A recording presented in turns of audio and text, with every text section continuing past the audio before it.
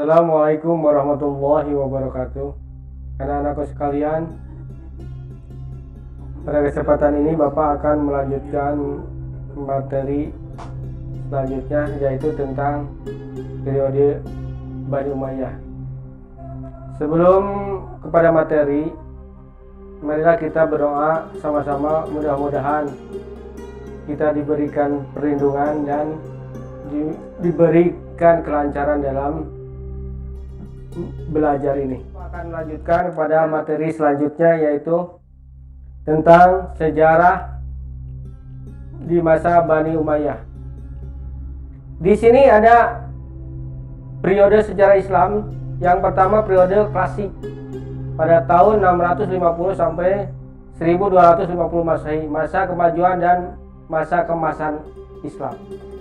Yang kedua, periode pertengahan pada tahun 1250 sampai dengan 1800 Masehi, yaitu pada masa kemunduran Islam dan 3 kerajaan Islam. Nah, yang selanjutnya periode modern, yaitu pada tahun 1800 mungkin sampai sekarang. Ya. Di sini ilmu pengetahuan pada masa Bani Umayyah sekitar 92 tahun. Perkembangan wilayah sangat luas, meliputi Afrika Utara, ya. Terus sebagian India, Afghanistan, Turkistan, Balukistan, dan sebagian Romawi.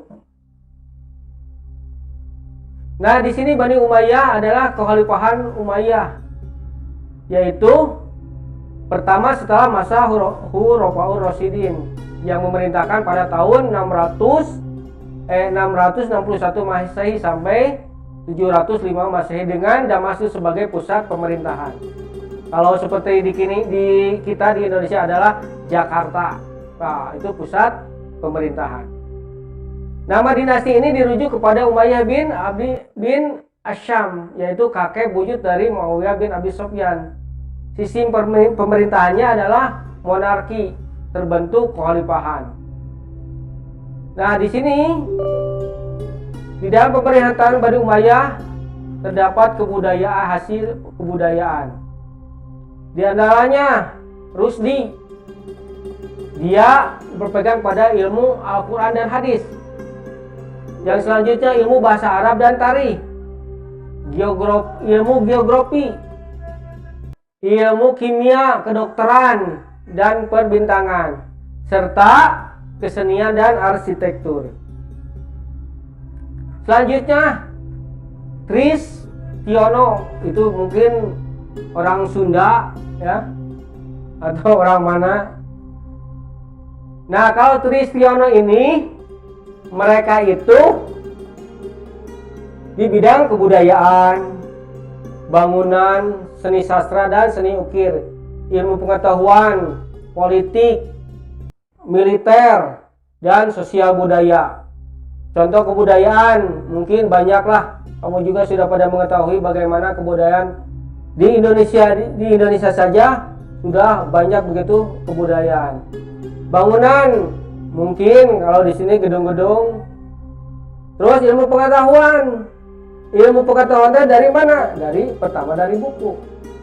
Kalau politik, seorang politikus harus masuk pada partai politik. Militer, kalau militer itu nanti orang-orang yang gagah, ya, angkatan perang. Kalau di sini sosial budaya, sosial itu banyak. Kalau di seperti kita, panti-panti sosial, panti jompo dan sebagainya. Yang ketiga, yang selanjutnya adalah Supriyadi. Nah, ini Supriyadi, dia itu adalah dalam pergantian bahasa, menyediakan pendidikan. Contoh bahasa di kita saja sudah ada beberapa bahasa. Bahasa Arab, bahasa Indonesia, kalau Sunda, bahasa Jawa dan sebagainya. Terus menyediakan pendidikan, antaranya apa? Majelis taklim, sekolah, SD, SMP, sanawiyah dan sebagainya. Pembangunan jalan, mungkin pada pemerintahan Jokowi ini sekarang yang diperbesar adalah tentang infrastruktur, pembangunan jalan layang, jalan tol, ya. Terus mendirikan gedung dan pabrik. Nah, jangankan di kota-kota besar, sekarang pabrik-pabrik itu sudah masuk pada pelosok-pelosok perkampungan.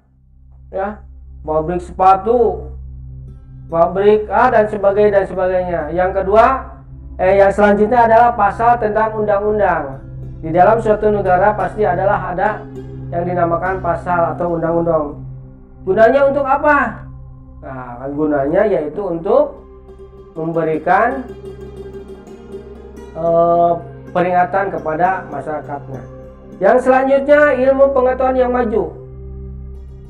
Ilmu pengetahuan yang maju antara lain adalah arsitektur. Arsitektur itu yaitu orang yang suka yang di dalam bangunan. Yang kedua, bahasa dan sastra, sastrawan.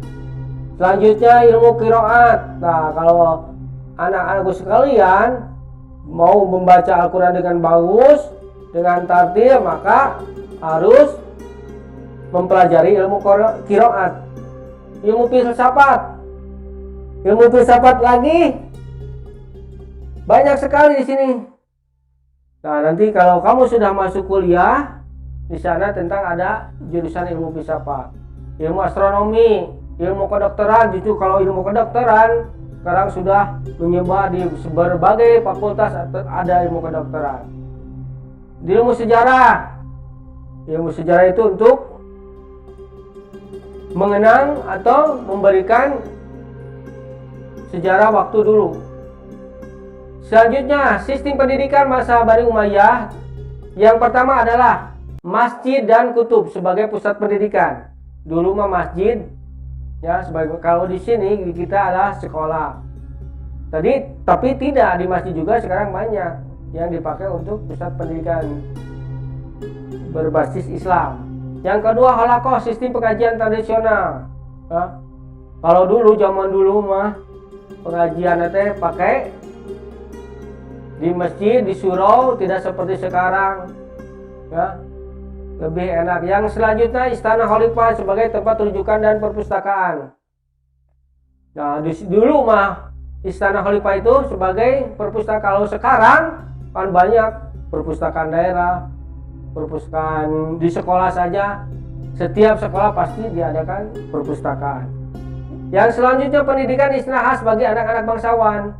Zaman dulu, zaman penjajahan di Indonesia juga sama. Kalau bukan anak bangsawan tidak bisa sekolah. Ya. Kalau anak gubernur, anak wali kota, anak menteri bisa sekolah. Kalau anak rakyat jelata tidak bisa sekolah. Selanjutnya, Umayyah, di zaman Umayyah mempunyai pengaruh yang sangat besar di dalam kehidupan sosial dan di saat umat Islam. Di sini, menurut satu riwayat, ulama yang pertama memberikan baris titik pada huruf-huruf Al-Quran adalah Hasan Al-Basri, yaitu pemerintah Khalifah Abdul Malik bin Marwah. Yang selanjutnya, Hasan Al-Basri dibantu oleh Yahya bin Ya'mura, yaitu muridnya. Yang ketiga, di dalam riwayat lain dikatakan bahwa yang pertama membuat baris dan titik pada huruf Al-Quran adalah Aswad bin Dulali. Selanjutnya, sistem penulisan dalam bahasa Arab. Nah, di dalam bahasa Arab mungkin kalau anak-anak sudah mempelajari ilmu tajwid, ada beberapa huruf, ya, tanda-tanda yang mesti itu harus dijalankan. Kalau bacanya salah, berarti artinya juga salah. Yang pertama di sini tanda bunyi. Ada fathah, ada domah, ada kasroh, ya. Terus meletakkan tanda titik pada huruf-huruf. Nah, itu ada nun, ada waw, ada apa? Da. Nah, itu harus dibedakan. Membariskan Al-Quran ditanwinkan pada tanda saddah. Tanda atau kata? Nah, jadi dua. Saddah. Yang selanjutnya, sistem penulisan bahasa Arab. Di sini nahwu, shorof, dan sebagainya. Ilmu falsafah mulai diajarkan pada zaman Umar bin Abdul Aziz, ya. Nah, ini ulama sebagai pendidik diantaranya Abdullah bin Abbas. Yang kedua, Hasan Al-Basri. Yang ketiga, Al-Qasim Al-Muqni. Nah, ini yaitu sekarang gelar-gelar pendidikan dalam zaman Bani Umayyah. Kalau guru teh disebut mu'alim. Nah, beda lagi dengan muhaddoh, yaitu privat atau tutor. Guru mengajar di madrasah adalah mudarris. Syekh ulama yang sudah tua adalah Syekh. Sekarang ada Syekh Al-Jaber apa sih itu? Nah, itu ulama yang sudah tua. Nah, sekarang imam atau statusnya tinggi profesor yang sudah mencapai imam ini.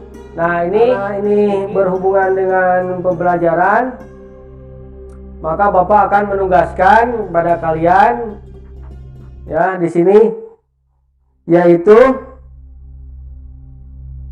di sini coba kerjakan di lembar kerja menulis Al-Quran dan hadis tentang pendidikan. Nah, itu coba kamu lihat di Al-Quran dan hadis yang mengenai tentang ini.